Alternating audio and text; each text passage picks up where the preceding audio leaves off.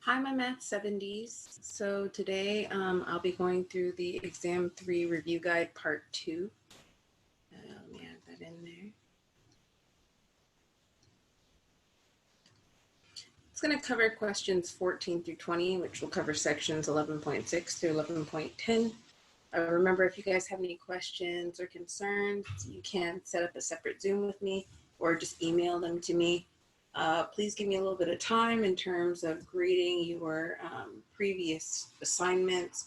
There's been a lot of changes and things that have been happening, so it's taking me a little bit more time to do it. All right, so let me save this and clear it out. I went ahead and opened Student View in WebAssign, so this is the Exam 3 Review Guide. If you go to number 14, I have the answers already put in here, but I'll explain it in further detail. One thing I do want to make mention to is for your Exam 3 formula sheet. I think I already mentioned this in the last video, but just in case, I want to make mention that you can add this to your sheet for LCT, limit comparison test.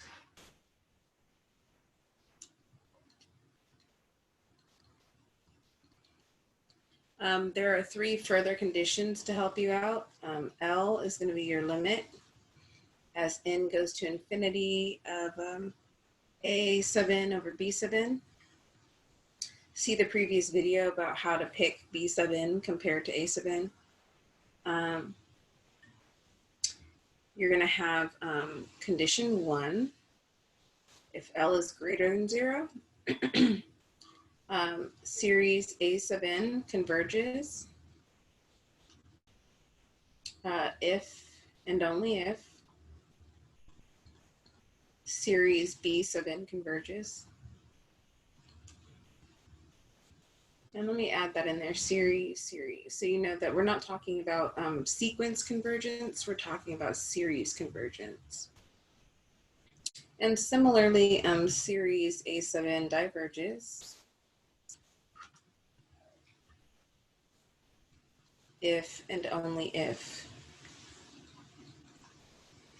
series b sub n diverges.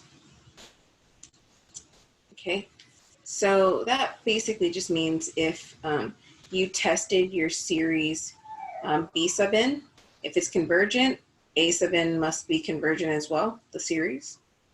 And if series b sub n is divergent, then series a sub n must be divergent as well. It goes vice versa. So if and only if just means it goes both ways. Okay, 2. If L is equal to infinity, so your limit is infinite, series b sub n converges if series a sub n converges. So what that means is you have to show convergence of series a sub n before you know anything about convergence of series b sub n. You can't do it the other way around. And then if L is equal to 0, series a sub n converges if series b sub n converges. So you would have to test series b sub n, find its convergence, and if it is convergent, then series a sub n is convergent as well. So you can add those parts to your formula sheet. Just note, I know that you guys are kind of freely able to do your exams and things, but the reason I'm trying to gear you toward using just a formula sheet, nothing else, when you get back in the classroom and you get into your professional stuff, you want to make sure you understand why these things are happening, or at least how to use them, without needing to look at a sheet to do so all the time. Okay. You save that, clear that out. Actually, before I clear it out, this is relevant to section 11.4, which was the comparison test section. Okay, so number 14, we're now in section 11.6.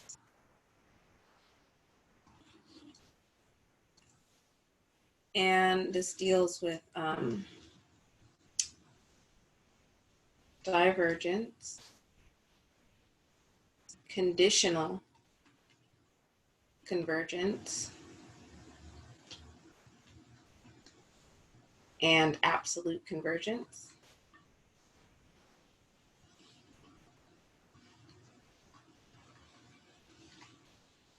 Look at my notes, Canvas, files, notes.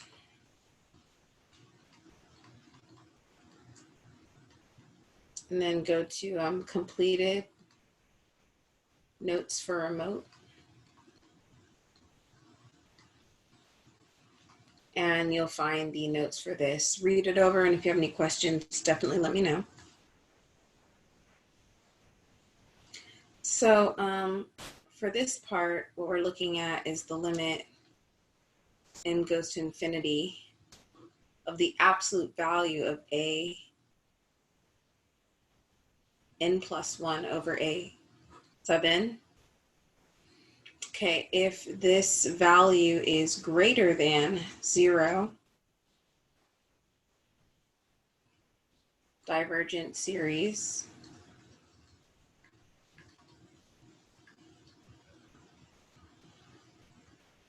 okay, if that limit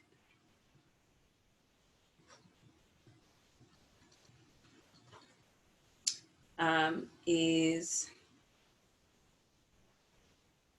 less than, sorry, this should be a 1.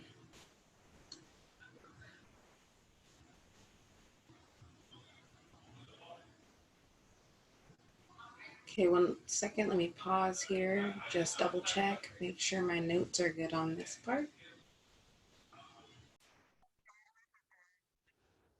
All right, hi guys. So yeah, I double checked and I need to change that. So let me go ahead and make the change here. Essentially the limit that we're checking the absolute value of your n plus 1 term divided by your nth term from your sequence. Evaluate that limit. You want to compare what that limit has in relationship to 1.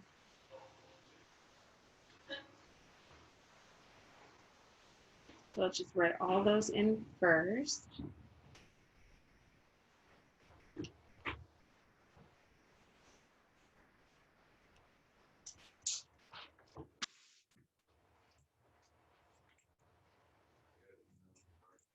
Okay, so basically, if your limit is greater than 1, you have a divergent series, S. If your limit is less than 1, you're going to have absolutely convergent series, S. And then if your limit equals 1, you have an inconclusive test. So you need to use another test. Now, what this is preparing us for is what's called the ratio test. And the ratio test, we're essentially going to find the limit as n goes to infinity of this value here. We save a picture. And then let's just go over this problem. So what can we say about the series S equals summation a sub n for each of the following cases? Well, when we evaluate the limits, 5 is greater than 1. So we have a divergent series. 0.3 is less than 1. So you have absolute convergence of your series. And then this last one, you have equals 1 for your limit. So can't be determined. We have to use another test. Save that. Clear that out.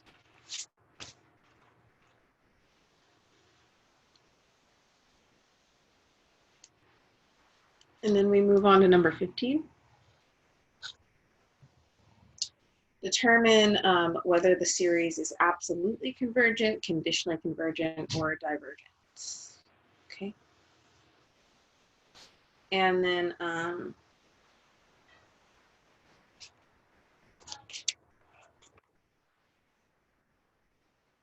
here we go. So you have your A sub n that you want to define first.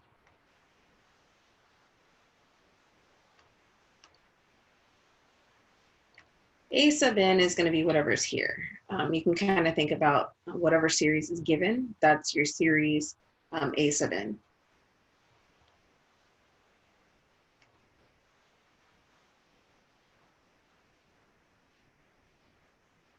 Going to change the square root to a 1/2 power to make this a little bit easier. And then from A sub n, we're going to find our B sub n value. For section 11.6, your B sub n value is going to be the absolute value of A sub n. So whatever the -1 part is to whatever power, that just becomes a 1. And then you have n to the 1/2 power on the bottom. Okay, so the first thing that you're going to do, let's call this step 1.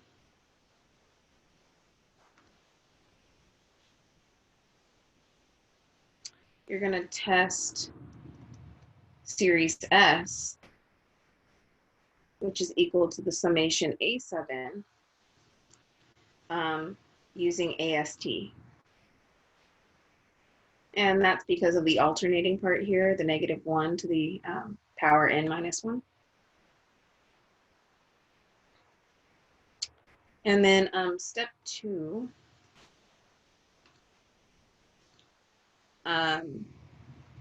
you're going to check for conditional convergence.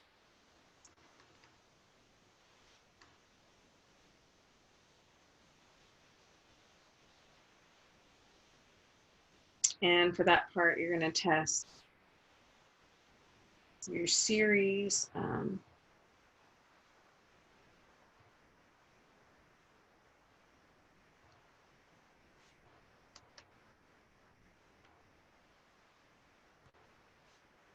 B sub n. Okay. So first and foremost, in step 1, if series A sub n is convergent, then for step 2, test series B sub n if it's also convergent. Then you have absolute convergence for series A sub n. This is case 1.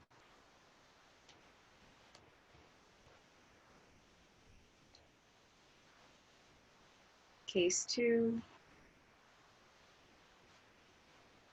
If series A sub n is convergent,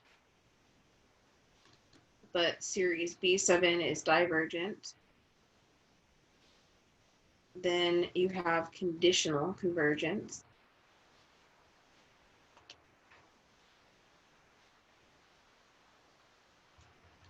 For series A sub n. And then case 3, if series A sub n is divergent, then you don't even need to test series B sub n. You already know series A sub n is divergent.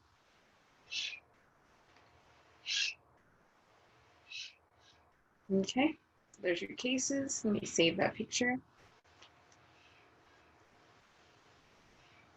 And then let me clear the bottom part here.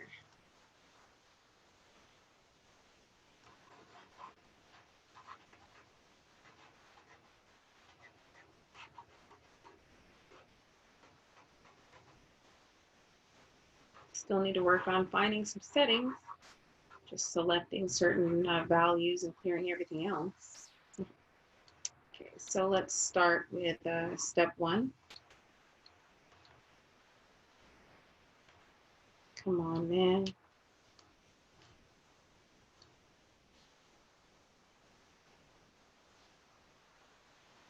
There we go.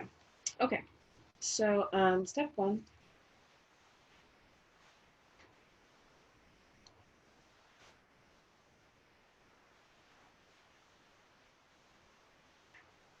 Okay, AST. Remember, for AST, we're going to need to find our B sub n, which is equal to the absolute value of A sub n. And then we're going to test that B sub n plus 1 is less than equal to B sub n for all n at least between 1 and infinity. And then we're also going to check that the limit as n goes to infinity of B sub n is equal to 0 over the same bounds for n. Okay, if both of those conditions are satisfied, then S, your series A sub n, is convergent by AST. Okay, so let's check that. For 1, we already found B sub n, it was in yellow above.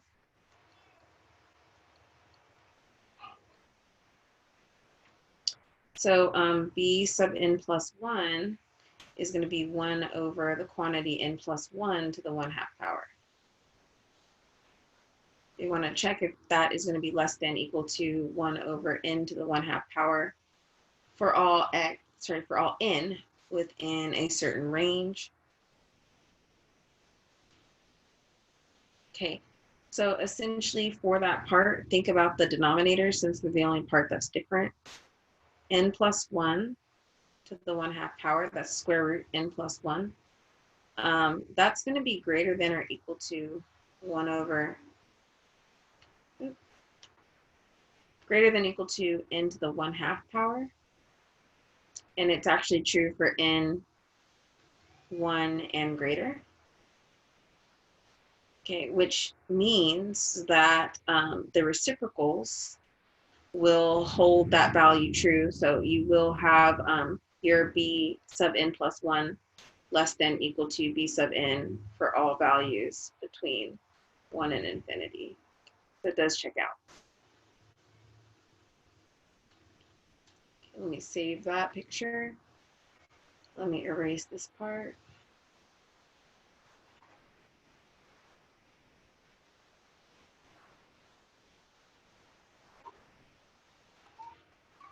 Okay, the next condition was to check the limit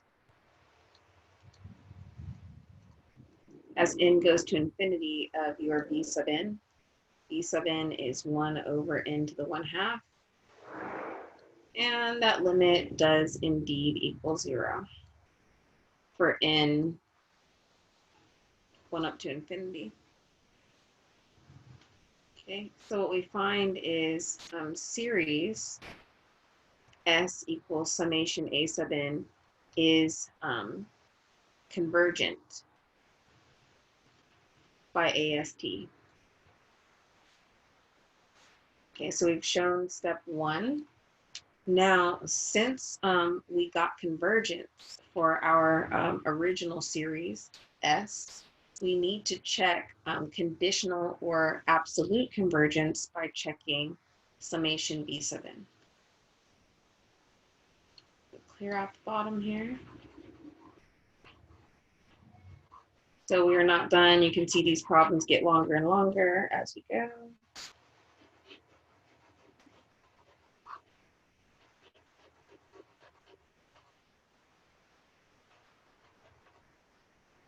All right, so step 2 is next.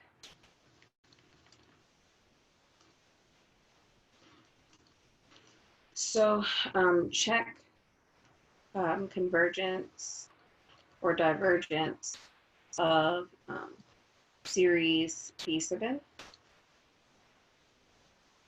In this case, that's the series in going from 1 to infinity of 1 over n to the 1/2. Okay. This is a P series. P is equal to 1/2, which is less than 1. Okay. Remember, this means that we have a divergent P series.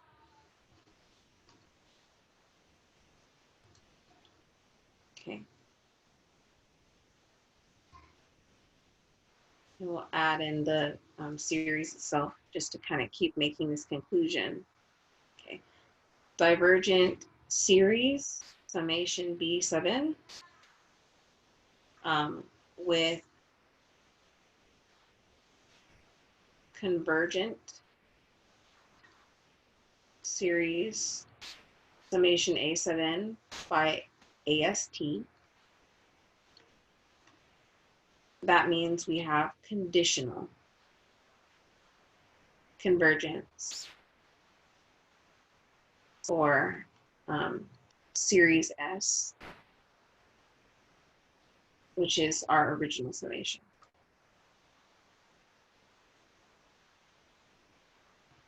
Okay, so you need to draw your conclusion similarly to this. You know, state the test you use, state the details for the test you use, and be very detailed in your conclusions.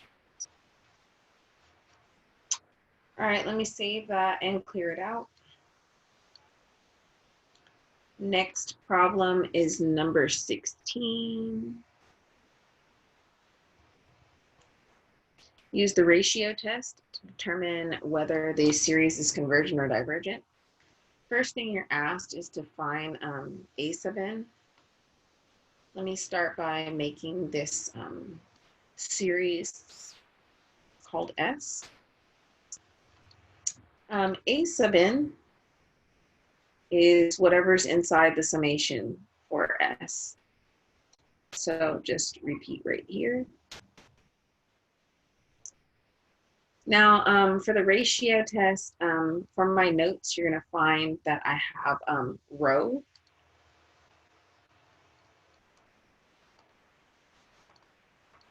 Rho, we also saw in chapter 8 to represent density. It's a Greek letter. Okay, now rho is going to be equal to the limit as n goes to infinity of the absolute value, A sub n plus 1 over A sub n. And you need to test the conditions. You have this on your formula sheet. So I already went over this to start. Remember the conditions. We're essentially checking, is rho greater than 1? Is rho less than 1? Or is rho equal to 1? For equal to 1, inconclusive. For greater than 1, divergent. And less than 1, absolute convergence. Okay. So let's go ahead and find rho. You don't have to call it rho if you don't feel comfortable. Just find the limit. Okay, so A sub n plus 1. Change all the n's to n plus 1.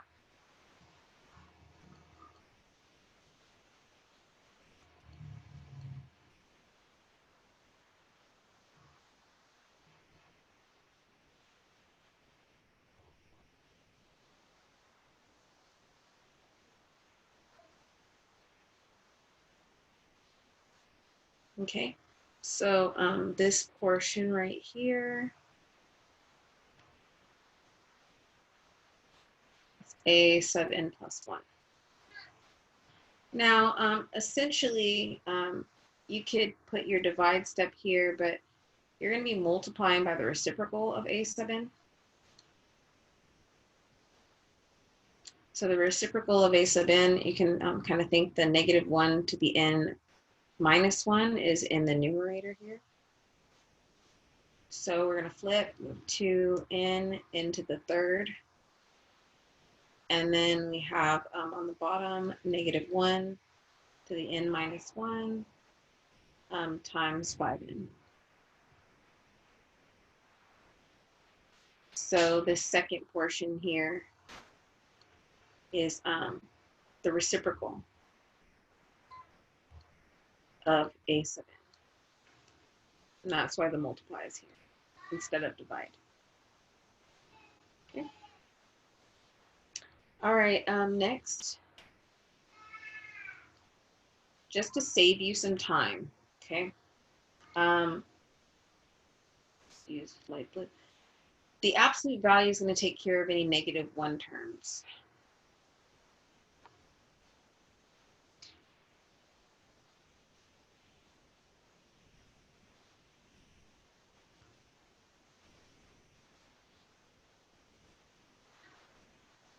So it eliminates them.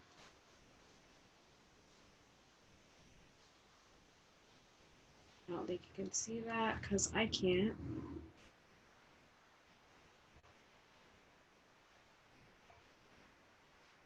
No, no. There we go.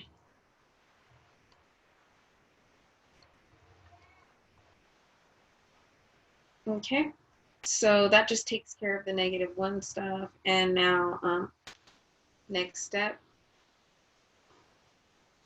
you still have your 5 n plus 1 as a power. So you're going to split that into 5 to the n times 5 to the 1 by exponential rules. Remember this multiply sign here, we can just extend the bar. So now we're going to have 2 to the n power, n to the third power. On the bottom, we have 2, can't see that either. Should done on the whiteboard.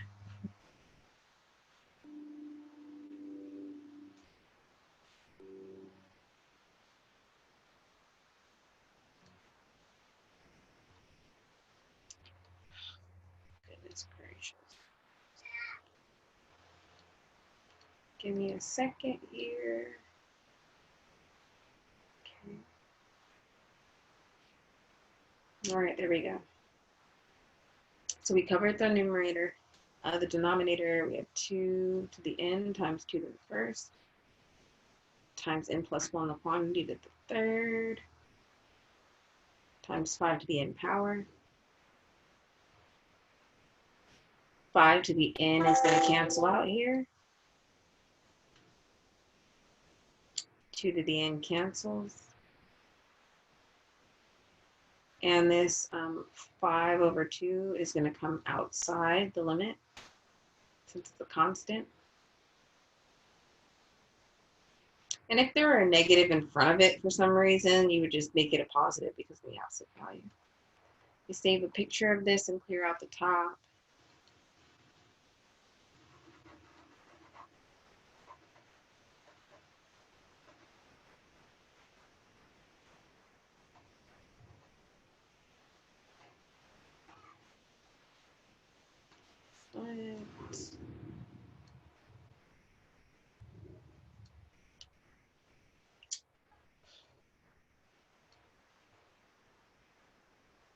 Whoa, what in the crap?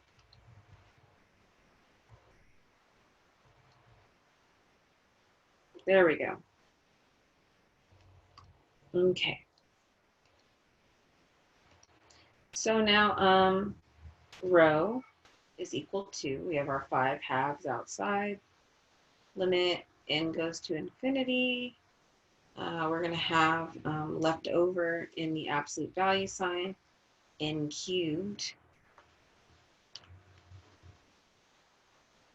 divided by n plus 1, the quantity cubed. Now from here, since n is greater than or equal to 1 because of the summation here, we can actually drop the absolute value.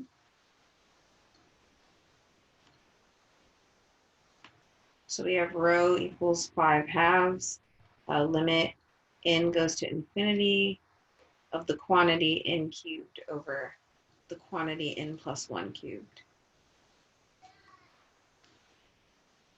Save a picture of this.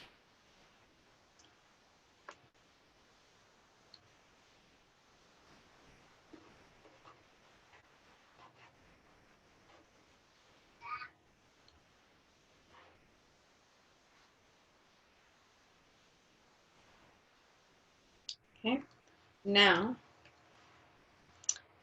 rho here is equal to 5/2. If your limit n goes to infinity, remember for this, we're going to divide by n cubed for the top part, since n cubed is our highest power. On the bottom here, we have n plus 1 inside of the cube. So we're still going to divide by n cubed. Just be careful of how you understand that coming out. So for the top, we have n cubed divide n cubed. That's 1. On the bottom, you're really dividing by n inside of the cubed factor here. So it'd be 1 plus 1 over n, the quantity cubed.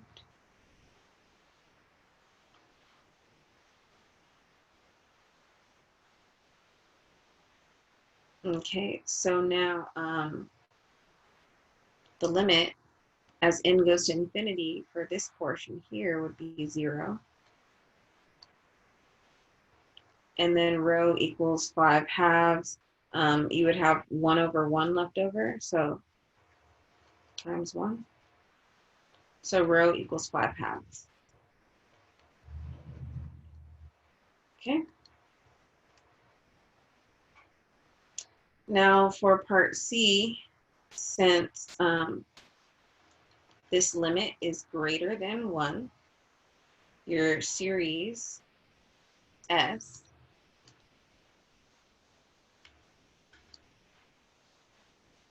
is divergent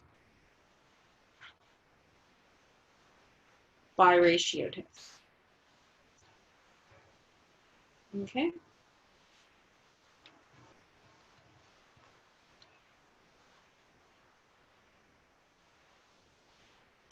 Let me clear all this out and we will move to the next problem, which is problem 16.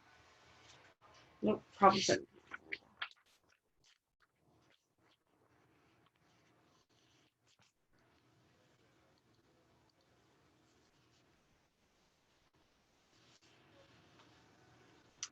Okay, for 11.6 as well, review my notes on the ratio test or the root test and ask questions if you have them. Root test is pretty similar to the ratio test in a way.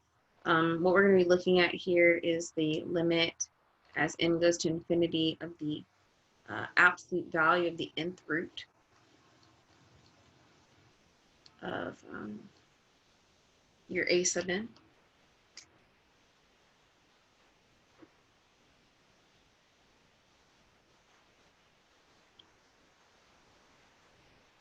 And then from there, you're actually going to draw very similar conclusions to what you would do for the ratio test. So one, if your limit is less than 1, your series is absolutely convergent.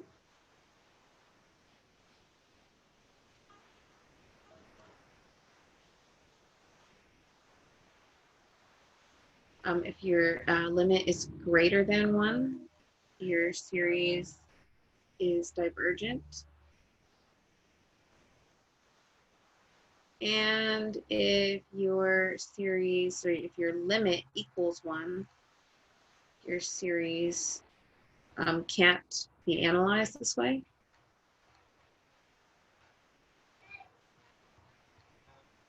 Okay, and the better way to say that is inconclusive. So we would need to use another test. Okay, so those are our three conclusions. Let me save that and then just get rid of this portion.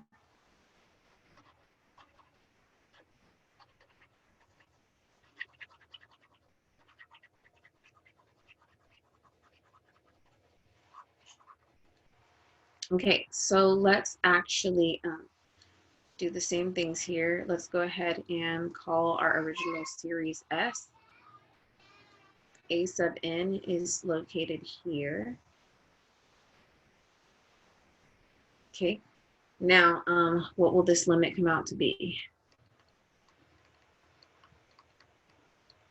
So we're going to take the absolute value of the nth root of a sub n. A sub n is all this stuff.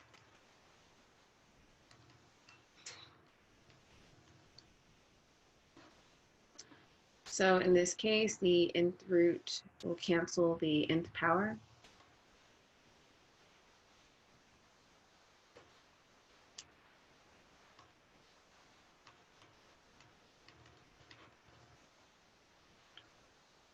Okay. Remember, n is greater than or equal to 1 because of our bounds here. So we're going to drop the absolute value in the next step.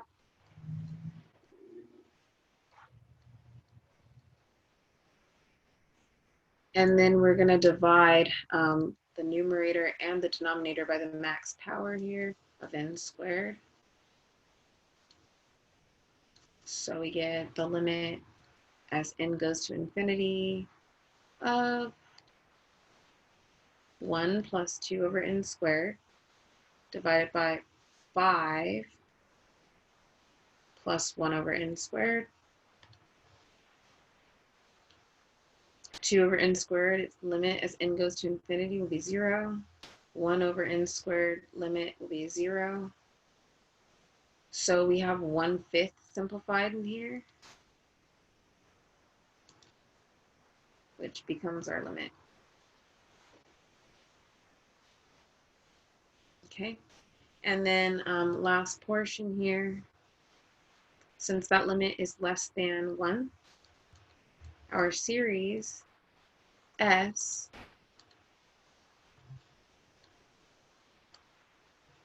is absolutely convergent.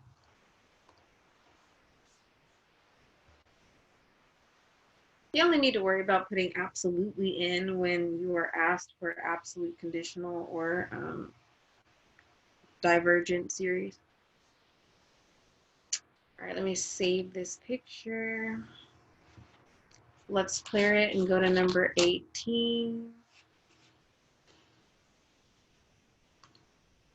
Just to make a little mention here, I've skipped putting 11.7 problems into your exam 3 because 11.7 just tests if you're not given a particular method to test, which test would you use? So a lot of these problems, the test isn't listed. Just be careful if you're using the example numbers as a reference.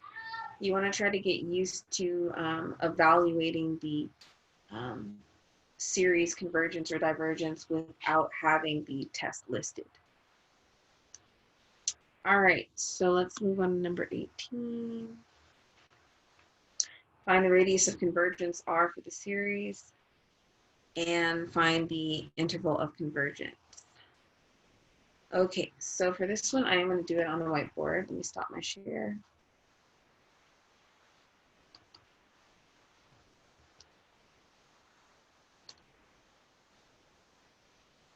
Okay, so this is exam 3 review guide. Section 11.8, which is power series representation. Come on, man. Sorry, my Zoom screen will not go away. Top here. Just move that down the bottom. So this is power series. And we're going to go over number 18. So just to let you know, for power series are functions f of x that can be represented as the following summation.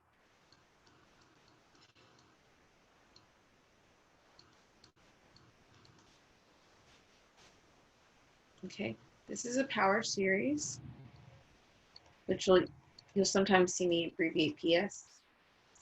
Centered at x equals a,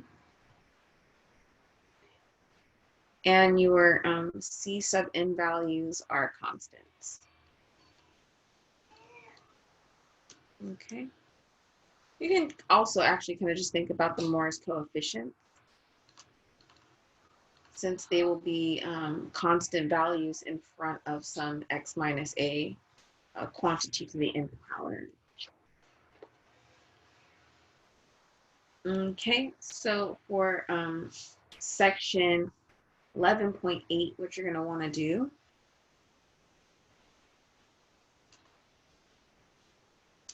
you're first going to use the ratio test to find your radius of convergence.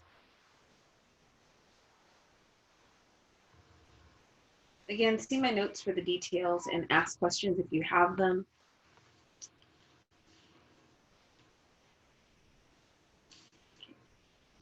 Then after that, what you're going to do, you're going to need to test. So for the radius of convergence, let me go back a little bit here.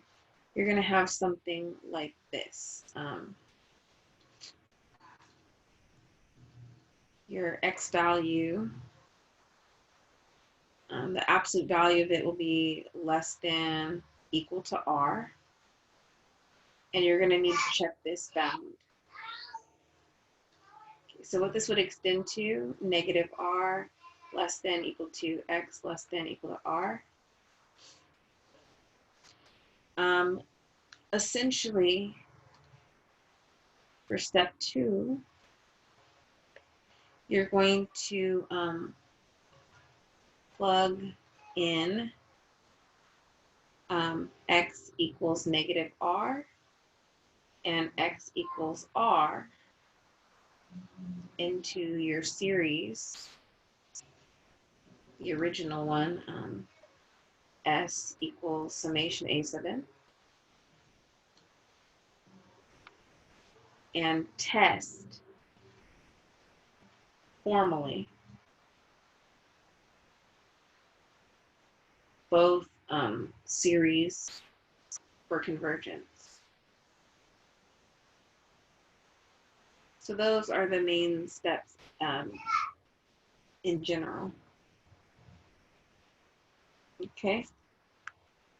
For the interval of convergence that you get,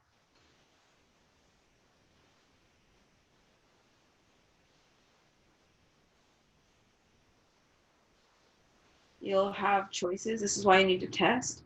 You could have either negative r to r with both the bounds included. You could have negative r to r with only the bottom bound included. You can have negative r to r with the top bound only included. Or you can have negative r to r with neither bounds included at the end. Okay. We save a picture of this. And actually, I want to try to see if I can keep it on this side while I go through so you can check. Okay, so essentially, our problem for number 18, we have, come on, man.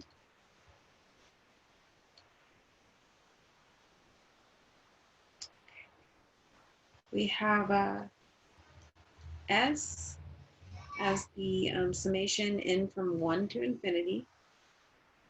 -1, the quantity to the nth power, times x to the nth power, divided by the 5th root of n.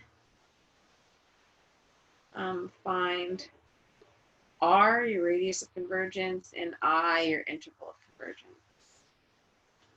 Let me put those in the correct color.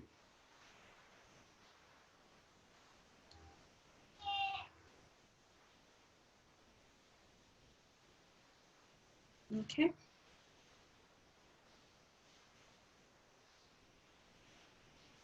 So S is equal to summation n equals 1 to infinity, -1 the quantity to the nth power, x to the n divided by n to the 1/5. Step 1. This is going to be your ratio test. Remember, you're trying to check the limit as n goes to infinity of the absolute value a sub n plus 1 divided by a sub n. So limit n goes to infinity, we're going to have this portion as a sub n. So a sub n plus 1, change all the n's to n plus 1.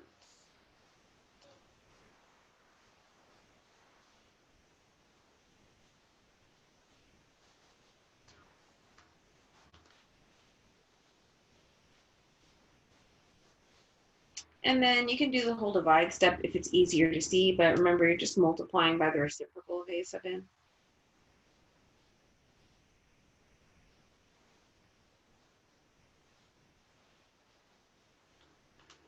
Okay.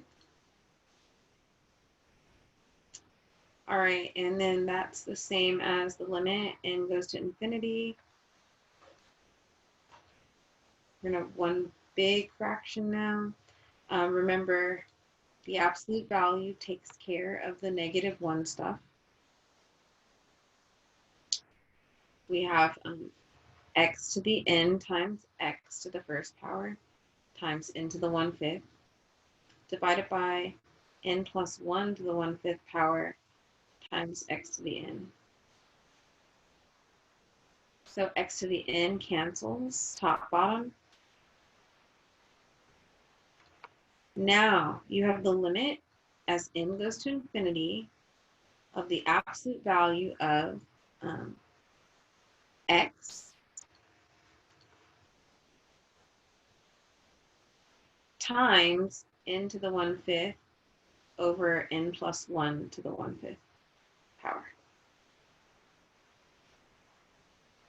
Okay, save a picture of this. I'm going to erase these steps and move this up.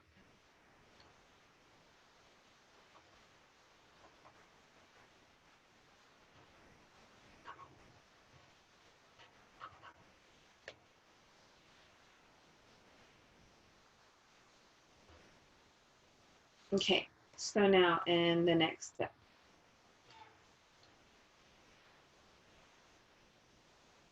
I'm going to show this formally first, and then from here on out, you can just pull out the absolute value of x stuff. But essentially, you're going to have the absolute value of x. That's going to be multiplied by the absolute value of n to the 1/5 over the quantity n plus 1 to the 1/5. Okay. So the absolute value you can split. You want to split it between the x stuff and the n stuff. Okay, now what happens here, the x stuff comes outside with the absolute value. You need to keep that, it's really important. Bring your limit in as n goes to infinity. Remember, n is greater than or equal to 1 in this case. So we can drop the absolute value sign.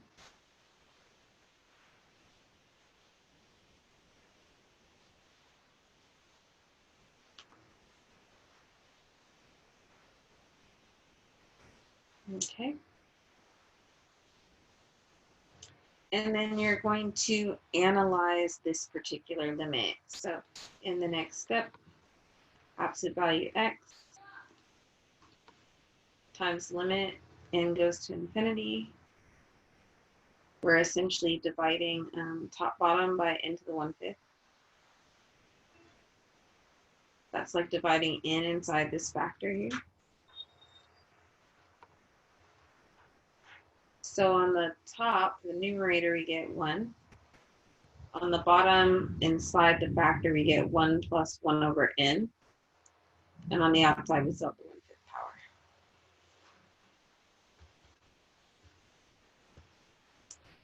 Let's save a picture of this. And then I'm going to erase these middle steps again.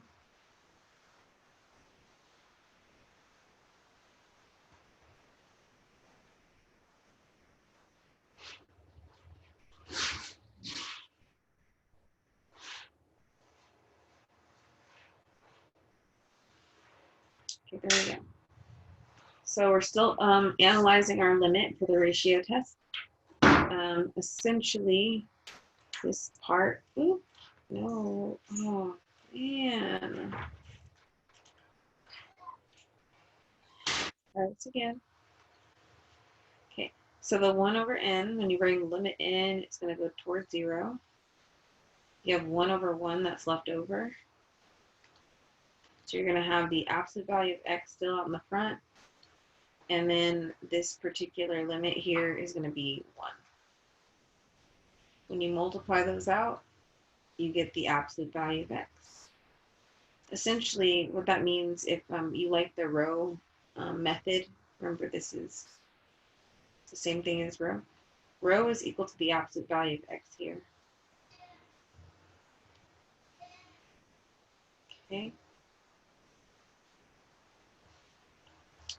Now, a note, let's make this in yellow. A note about convergence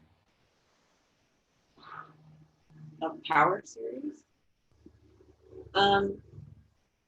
Essentially, you're going to want your row for absolute convergence to be less than 1.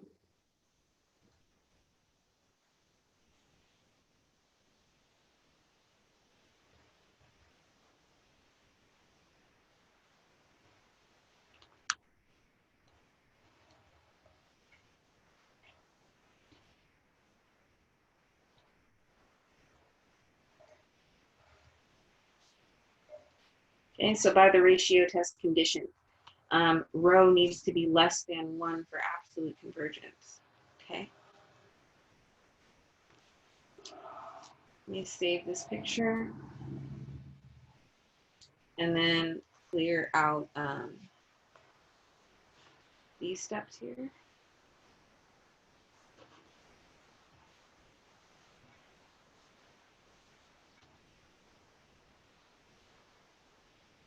Okay, so now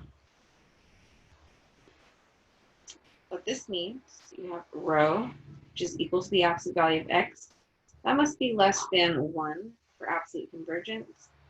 This part means that x is trapped between -1 and 1. Okay, and this value right here, 2 different colors, this value here is your radius of convergence.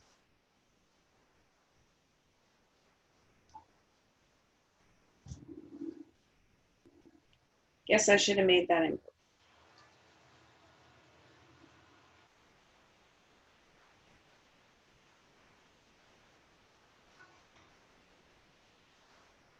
Okay. So what we found is that r is equal to 1. Okay. Save that picture. Now here's the next problem. This is why step 2 comes in. You do need to check the n values, because remember, if rho is equal to 1, we have an inconclusive test. So let me actually write this out too, just to make sure we're on the same page.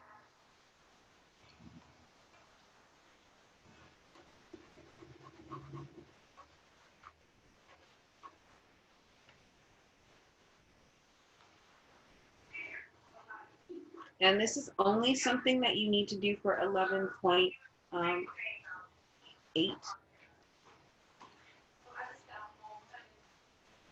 So this is step 2.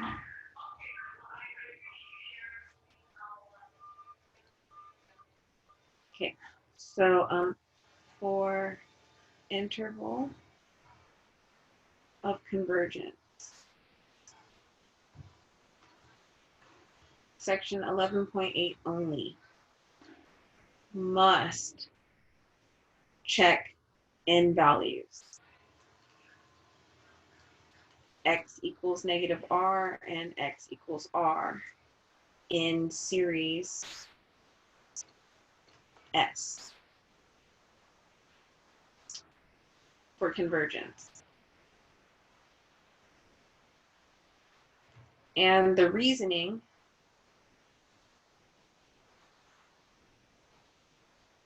also comes from the ratio test conclusion.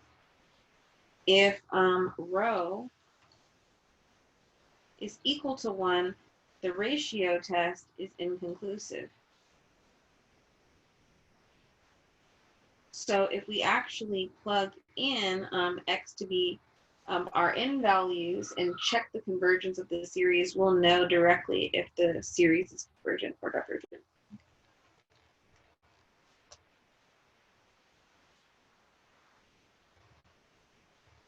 All right. So then let's go ahead and get into this next part.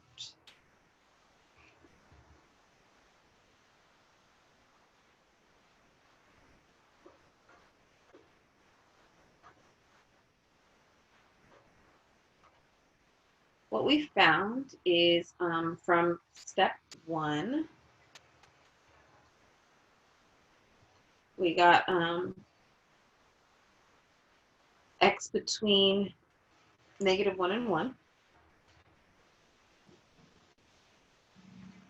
because r is 1.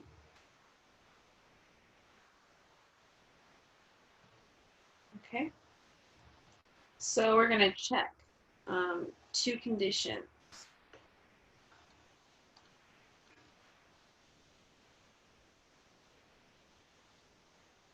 When x equals negative 1, they want to know, is S convergent?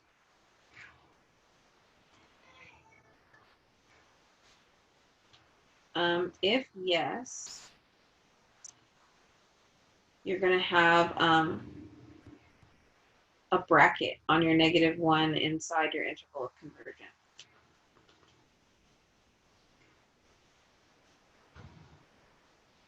Okay. If no, so if your series S is divergent, you're going to have a parenthesis on the negative 1. Okay. Then we're going to check when x is equal to 1, is S convergent?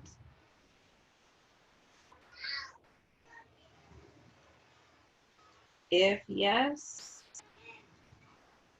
then we're going to have comma 1 with a bracket.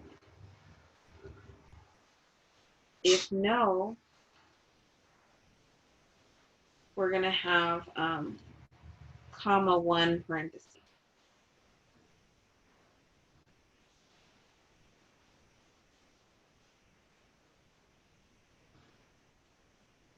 Okay. So let me clear out the majority of the screen so it just looks nicer.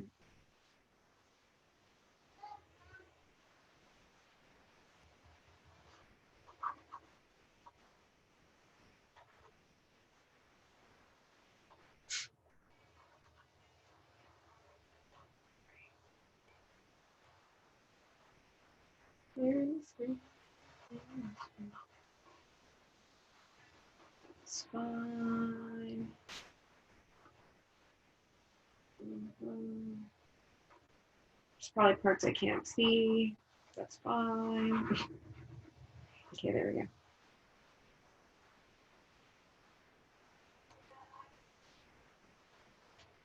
Okay, so let's get started with our checks.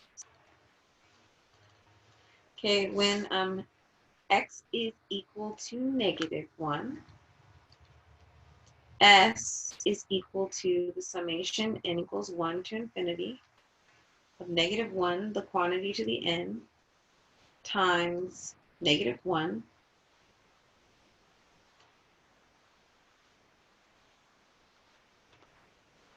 to the n power. And let me just do something for emphasis. Remember, the reason I put that in purple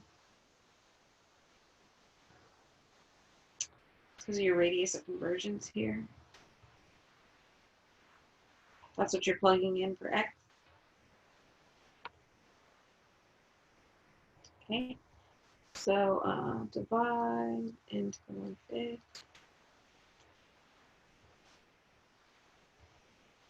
So s is equal to the summation n equals 1 to infinity. This would be -1 to the 2n divided by n to the 1/5. And -1 to the 2n is just going to be +1.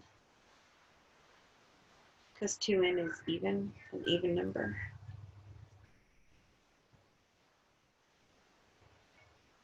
Okay, this is a divergent P series.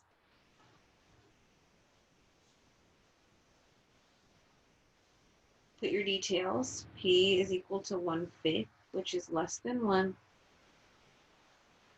Okay, so what that tells us is for our interval of convergence, we are not going to include the -1. So put a parenthesis on that.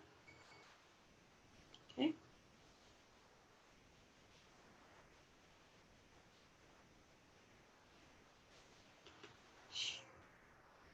Come on. There we go. Okay, so now for x equals 1, again, radius of convergence is 1. So we're testing s.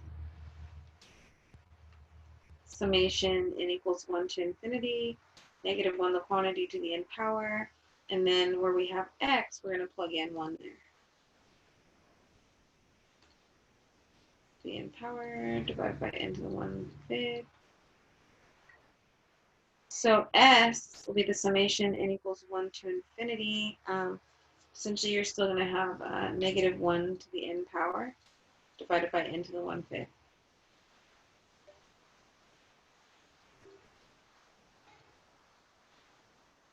Okay, just separate that a little bit.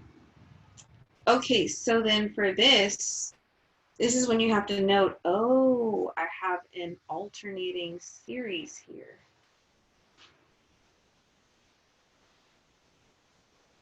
Because of the -1 to the n part. So I need to use AST, which means defining a B sub n.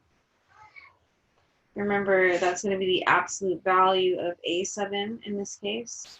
So B sub n is equal to 1 over n to the 1/5.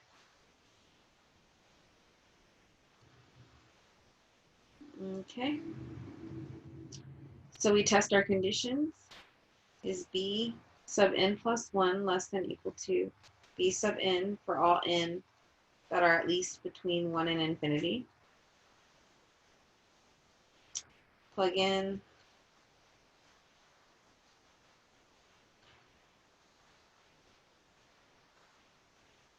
And that is true. Okay. Move some things around here.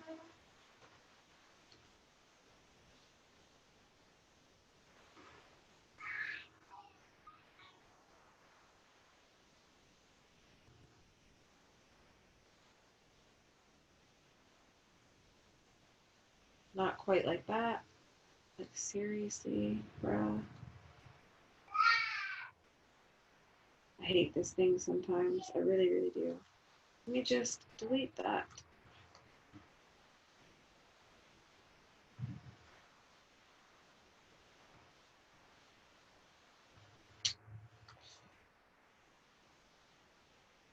I feel like this is messed up everything. Okay, let me see. That should be impossible.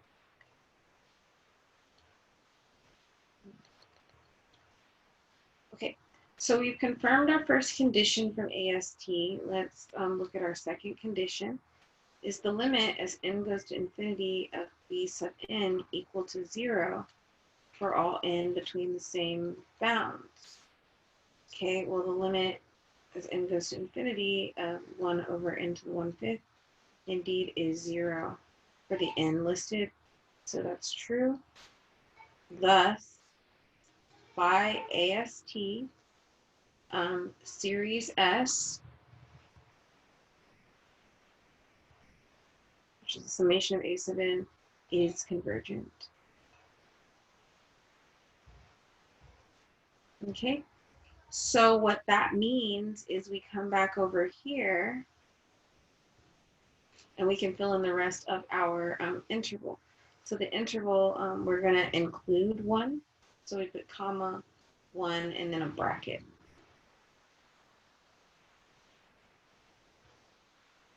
Okay. So our interval of convergence will be -1 to 1 with a parenthesis and then a bracket.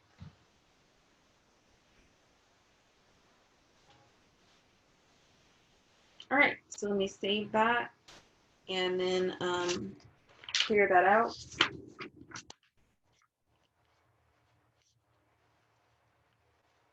2 problems to go and we're done.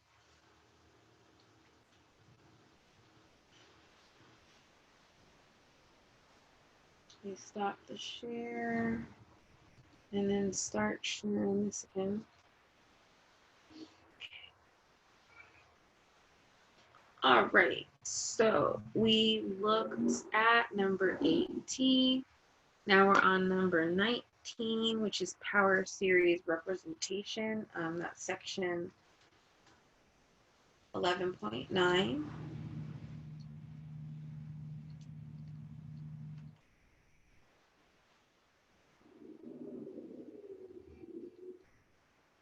For your exam, I'm not going to have you be responsible for the differentiation and integration rules of power series.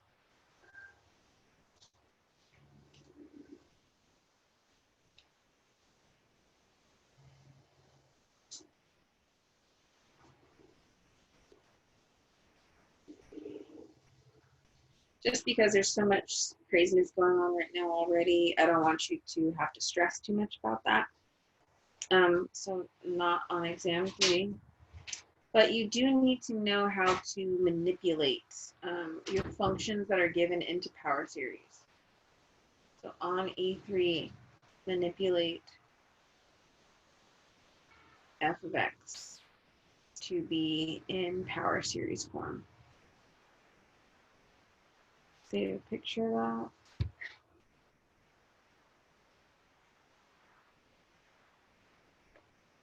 Now, specifically for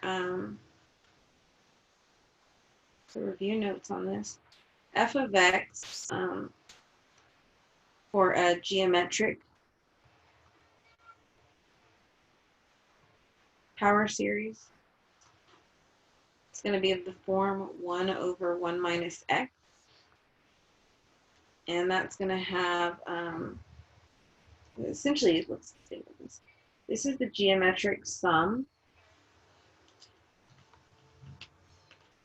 Put it in detail. Geometric sum for the geometric series, where you have a as 1 and you have r as x. Okay, so review that part. Essentially, the geometric series here would be n going from 0 to infinity of x to the n. Your a is 1, r is x. And then this would technically be the same if you want to compare to the old notes if you changed your summation. from n equals 1 to infinity, you would change this. You want a to still be 1, but you have r to the n minus 1. Okay, so this part over here is our geometric series. You can review in section 11.2. Okay, now if you were to expand the geometric series out, it would be 1 plus x squared plus x to the third plus so on and so forth. And then its geometric sum is right here. Okay.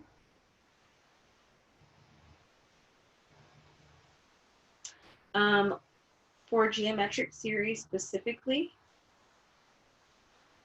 we have convergent if r, the absolute value of it, is less than 1 specifically. So no less than equal. Okay, no need to check endpoints. All right, so in this case, r is equal to x. So you're checking that the absolute value of x is less than 1. Your radius of convergence will be here.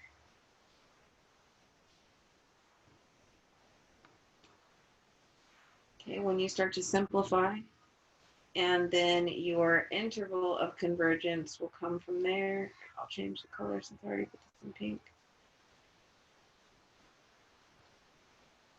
Your interval will be negative r to r, not including the n values.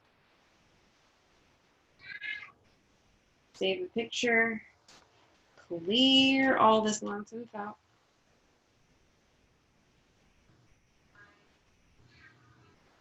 And then let's get started in a separate whiteboard. So let me stop share.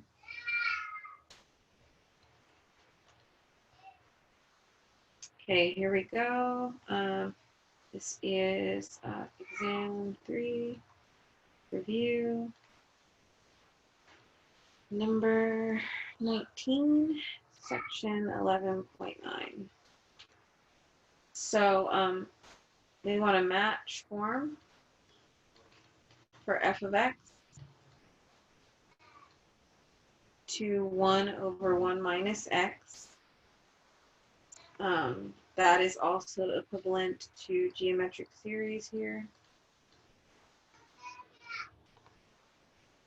And has convergent as long as the absolute value of x is less than 1.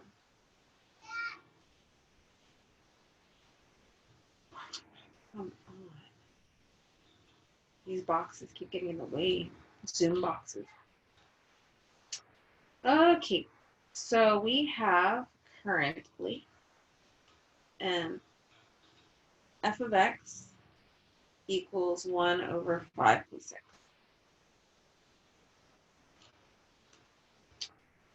So we want to find a power series representation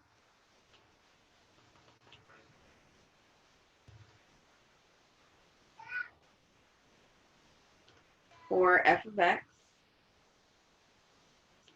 And then we also want to find the interval convergence, which we'll put in blue this time. Okay. So let's get started. Step 1, you want to manipulate f of x to be in this form above.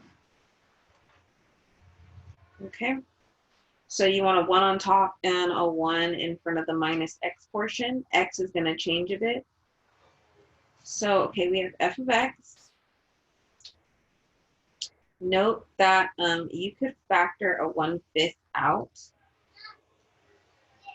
You still have 1 on the top, and you would have 1 plus x over 5 on the bottom.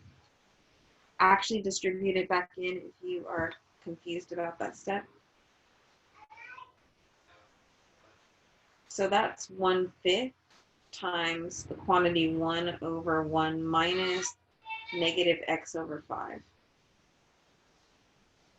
So you see how we have that form? There's a constant out in front, which is fine. We have 1 on the top, 1 in front of a negative, and then the x portion changes. Okay, when you have this form to get the power series representation, okay, keep the 1/5 out front, and let me keep this color coded. So 1/5, you're constant out front, and then you're going to have here from this portion, change it into summation. N equals 0 to infinity, and we're going to have the quantity x, which is negative x over 5 now, to the n power. Okay. Manipulate its form a bit. Let's change to black for this. 1/5 summation n from 0 to infinity. I'm going to remove the -1 to the n power. I still have x over 5 to the n power.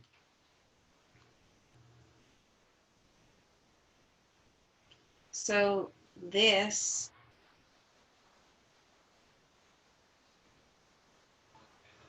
is my power series representation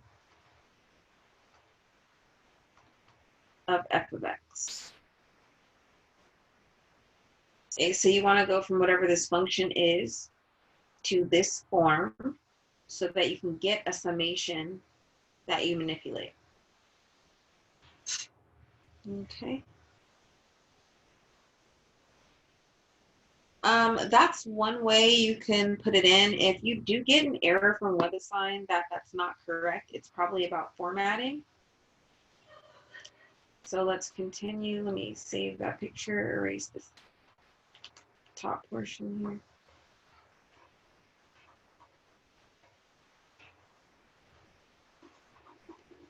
And move this up.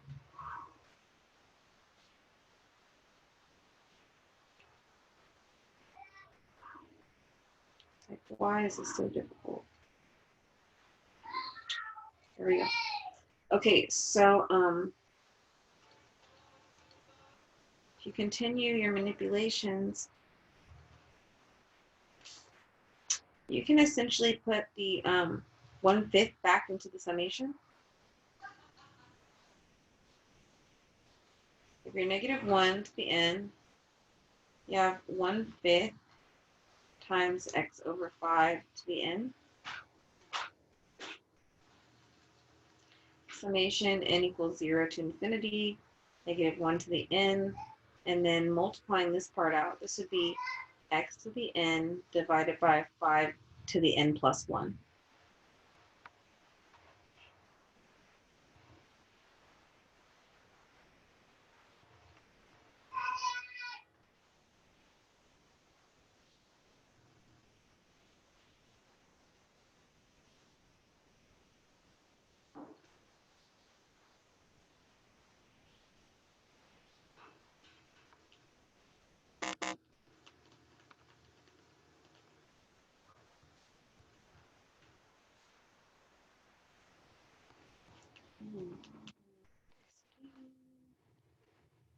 There we go.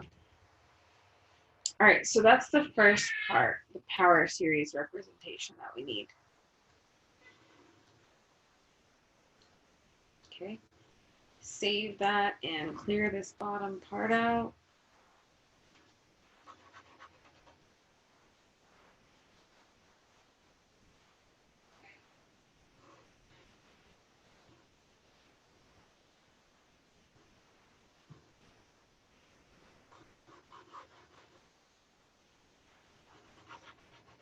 Okay.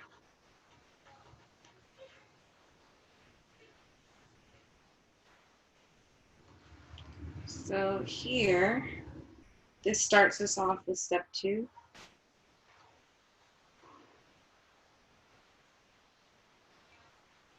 There.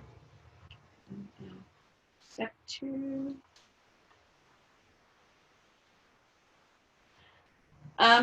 That is going to be to use your bounds here.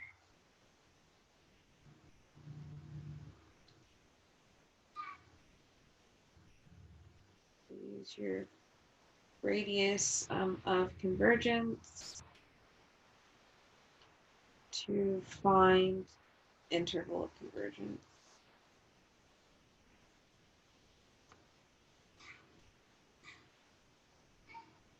Okay, so essentially what you need to remember now that we have this in our power series formation, we have to remember that this is if whatever our x was, remember the x that was replaced here, the absolute value of it's less than 1. So the x that we had gotten before was now replaced with negative x over 5. Okay, so f of x is convergent if this condition holds. All right, so now the manipulation of it, you can change this part to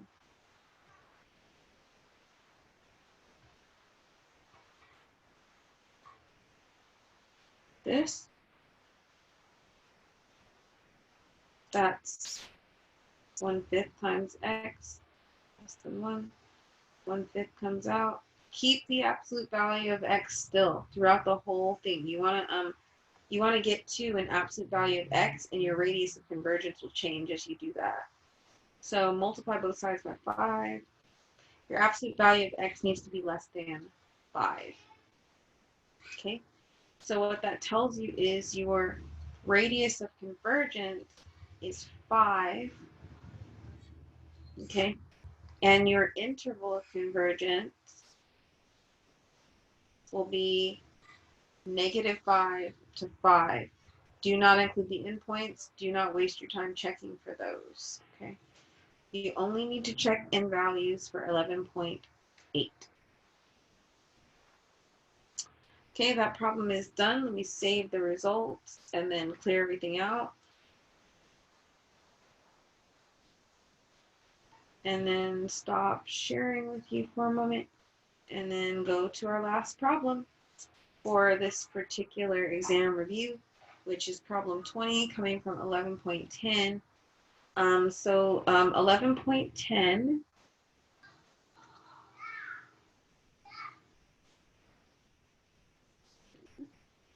section 11.10 is Taylor and Maclaurin series, which are special power series that we have. You go ahead and select this and move it up.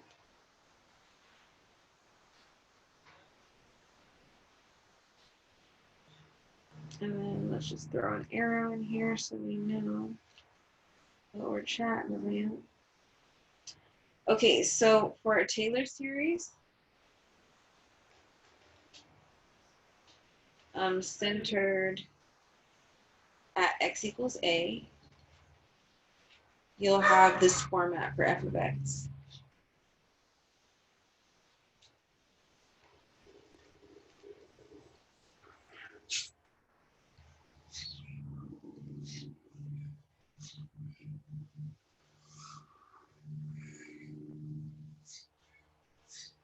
Okay.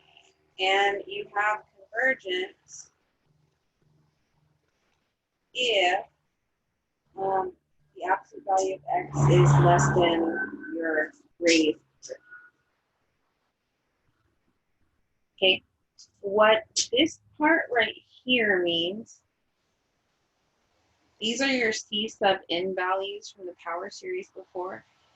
This is the derivative, the nth derivative evaluated at a, and then you have your n factorial on the bottom.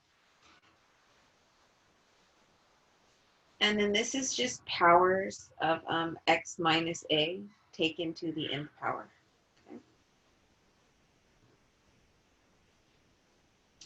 Okay, now the Maclaurin series.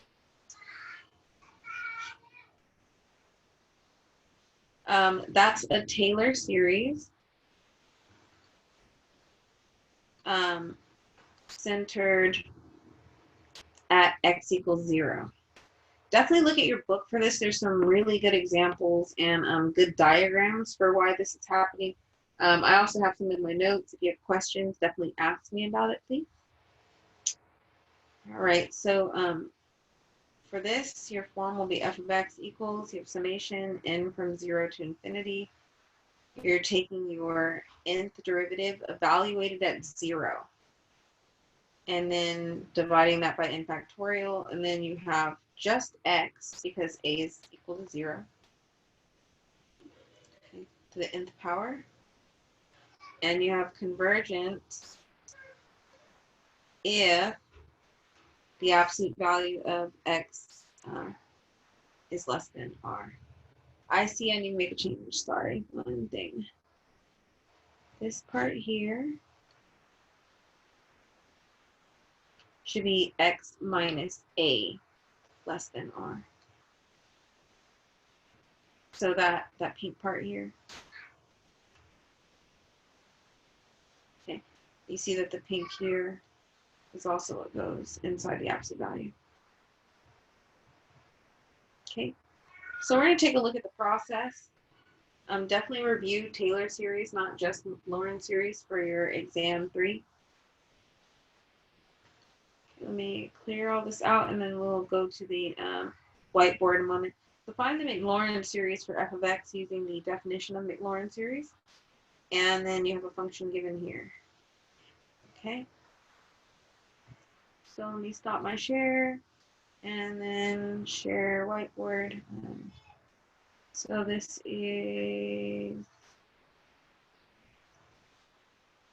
what is going on here? No.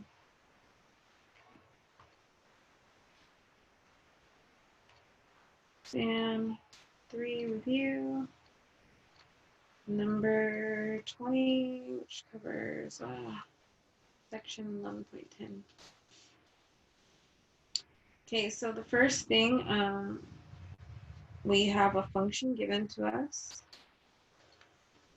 f of x equals 5 times the quantity 1 minus x to the negative 2 power.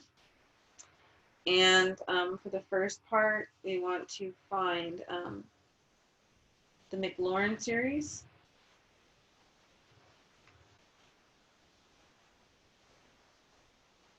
For f of x.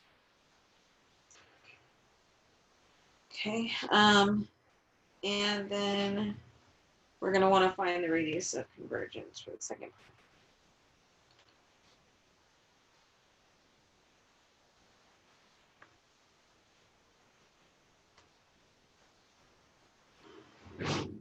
All right, let's go ahead and get started.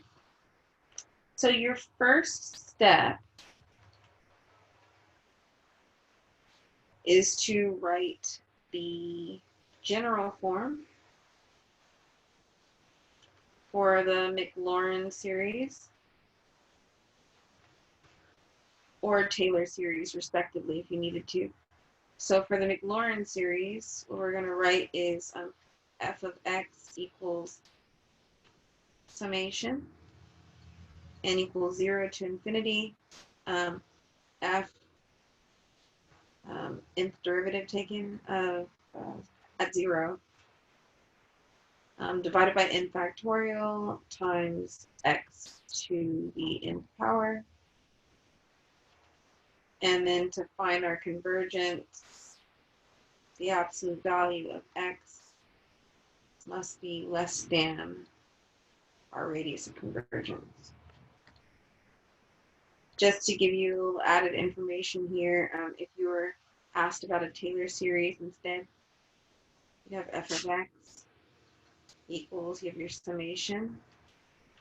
You have the nth derivative of f evaluated at whatever your a value is, divided by n factorial, and then you have x minus a, the quantity, to the n power, and your absolute value of x minus a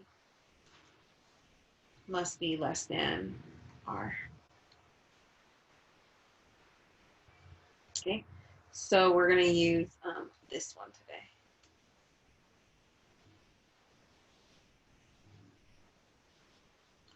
Okay, Save that. Step 2. We need to find, so I would suggest making a table for this.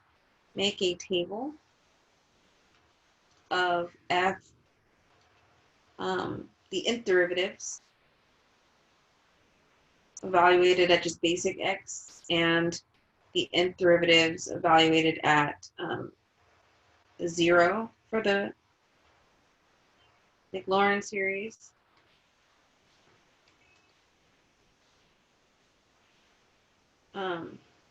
Or the nth derivative evaluated at a for Taylor series.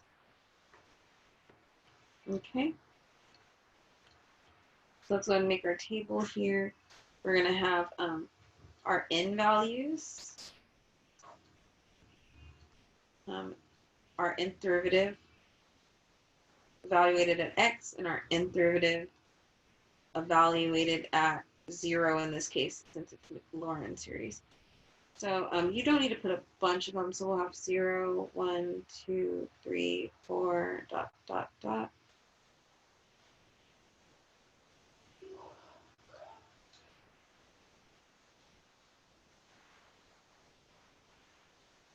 The reason why we're doing this, we need this portion for this portion in our summation. Okay. So let's take our general derivatives first. The 0th derivative is just the function itself. So this is 5 times the quantity 1 minus x to the negative 2 power. And when you plug 0 in for your x value, you have just 5 that comes back out. This would be times 1 minus 0, the quantity to the negative 2, which is still just 1. Okay, keep taking your derivatives. So use your chain rule here. That would become first derivative. That's negative 2 times 5 times 1 minus x to the negative 3rd times negative 1 from chain rule inside. So that'd be 10 times 1 minus x to the negative 3rd. Okay. Keep doing the same thing. Here's the next few.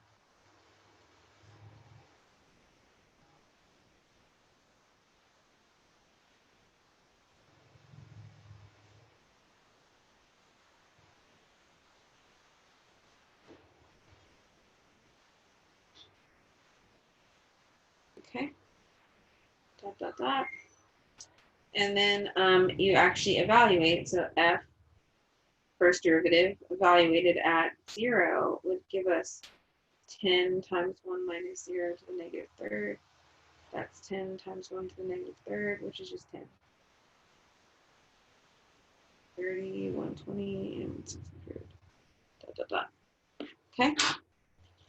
So that's step 2. I'm going to go ahead and erase step 1 and move step 2 up.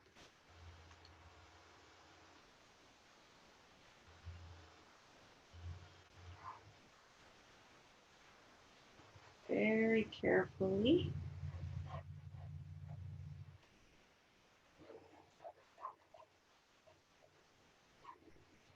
Okay, select all. Oh, no. What the? Okay, my zoom bar for the draw got stuck to the cursor. Like, how do these things even happen? Anyway, let's go into step 3.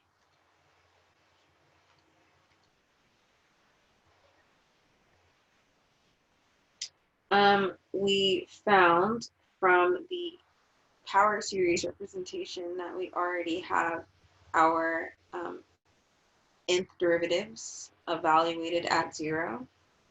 So let me for this step expand your Maclaurin.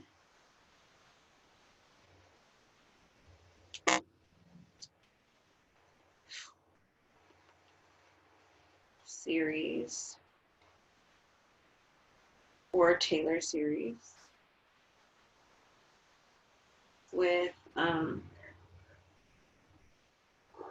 your nth derivatives plugged in. Okay, so remember for the Maclaurin series, we had f of x equals summation n equals 0 to infinity. We have our nth derivatives evaluated at 0. We're dividing by n factorial.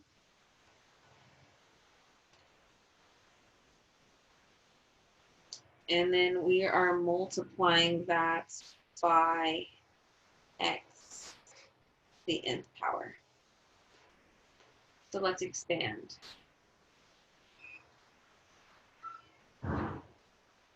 Okay, so first thing we're going to get, when n is equal to 0, we have the 0th derivative evaluated at 0, which we find is 5. Okay, that's divided by 0 factorial. Rule of thumb, 0 factorial is defined to be 1. 1 factorial is 1. 2 factorial is 1 times 2, which is 2, and so on and so forth. Okay. All right, and then off to the side here, we're going to have x to the 0 power. Okay. Let's put a few adds here so that we don't have to stop as much with the colors. Okay, so let me fill in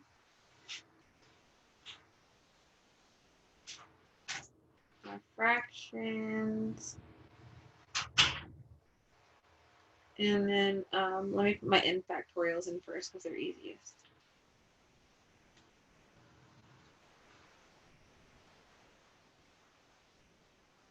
Okay, now let me put my derivatives in, evaluated at 0.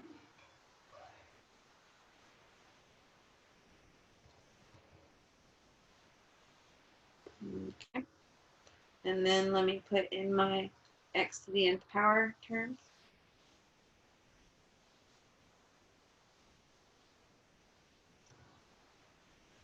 And then we can just put our plus dot dot dot at the end here.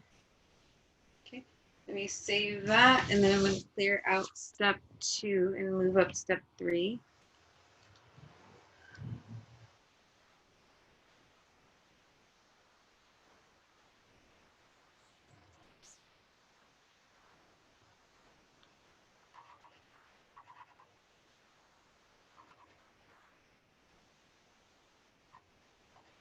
There must be an easier way to erase some of this. Oh. Okay, it got stuck again. That's the other thing. If only you guys could see what I see on this end. I think we'd all have a pretty humorous laugh. Let's see. Smooth enough. Bam. All right. So next, what we're going to do is simplify this and try to come up with a summation. So you can kind of think about this simplification step as still being in step 3, but then step 4 to create summation or f of x. That is going to become your power series representation. In this case, a Maclaurin series, but it could also be a Taylor series depending on your problem. Okay. All right, so let's do the expansion step first. Let's just do it in one color so it's a little bit faster. So first term simplifies to 5. Second term simplifies to 10x. Third term simplifies to 15x squared. And 20x to the third, and so on and so forth. Okay. So f of x, to help you out here, kind of think, here n is equal to 0, n is equal to 1, n is equal to 2, n is equal to 3, okay, based on how our power series starts. So we're going to have summation n from 0 to infinity. So we see that 5 is going to consistently show up. And then what we're going to find is that we want n plus 1. And then x to the nth power. So let's kind of piece it apart. This is 5 times 1. Okay, that's 5 times the quantity 0 plus 1. Good. Next, 10 is 5 times 2.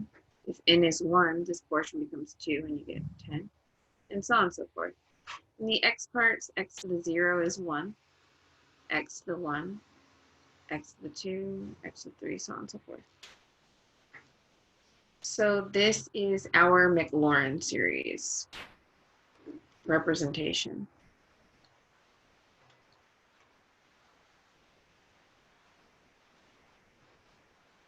of our original function f of x.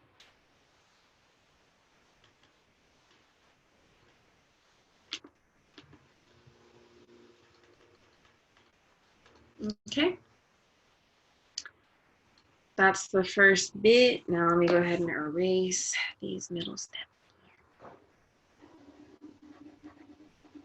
Makes me appreciate having that giant whiteboard plus an doc cam while we're back at school.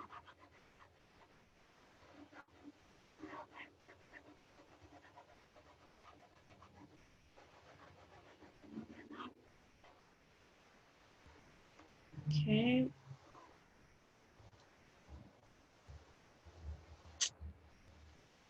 Really?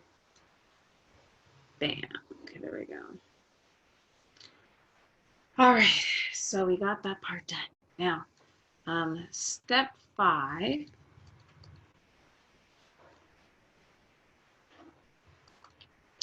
This is when we need to find your radius of convergence.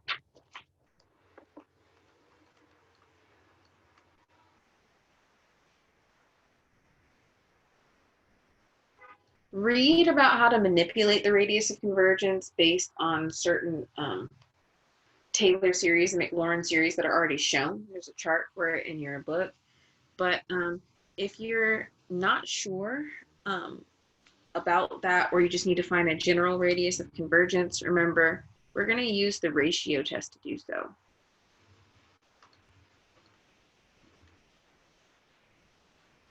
Okay. So we're going to check rho, which is the limit. N goes to infinity, absolute value a sub n plus 1 divided by a sub n. And here we are, our a sub n is right here. Okay. All right, so what that tells us is that rho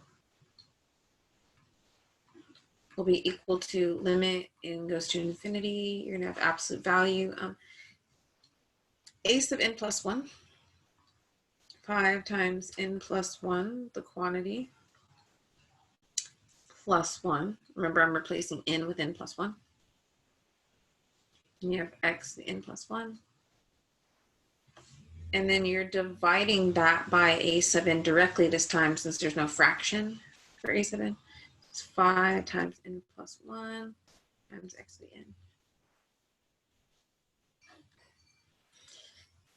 Simplify. Keep your limits. Keep good notation throughout this. Note what cancels, 5 cancels. We have n plus 2, the quantity from this factor here, times x to the n times x from exponent rules here, divided by n plus 1, the quantity, times x to the n. So your x to the n's will cancel as well. Keep your limit out front. And then split your absolute value x from the n terms. Remember, you can drop the absolute value on the n terms since n is, in this case, 0 or greater. Remember, you're still counting n as whole or natural numbers, depending on which section you're in. Remember, whole numbers are 0, 1, 2, 3, 4, and up, and natural numbers are 1, 2, 3, 4, and up. All right, anyway, so we can pull the absolute value x out. We have limit, n goes to infinity, and then we have from here, divide by n, top, bottom. We're going to get 1 plus 2 over n divided by 1 plus 1 over n.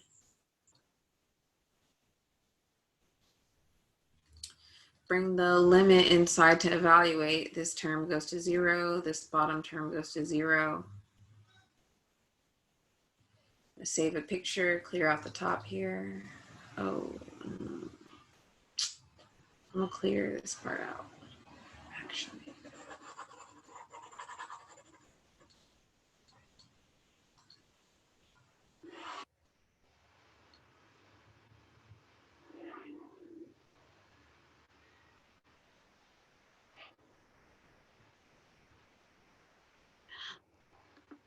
No, come on, man.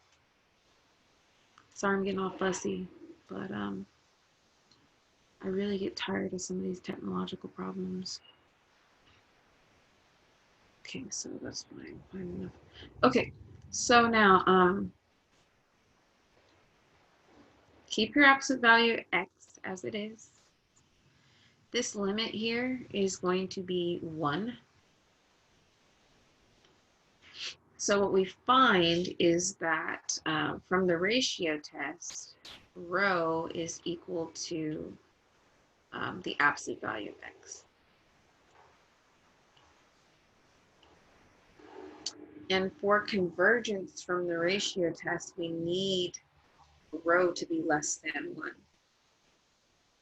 Okay, so what that tells us, we don't have to simplify this portion here to figure out what the radius of convergence will be. The radius of convergence is right here. Okay. All right. That concludes what you need to know from the exam 3 review. Do let me know if you have any questions, comments, or concerns that pop up. And I hope to see you guys in a few days.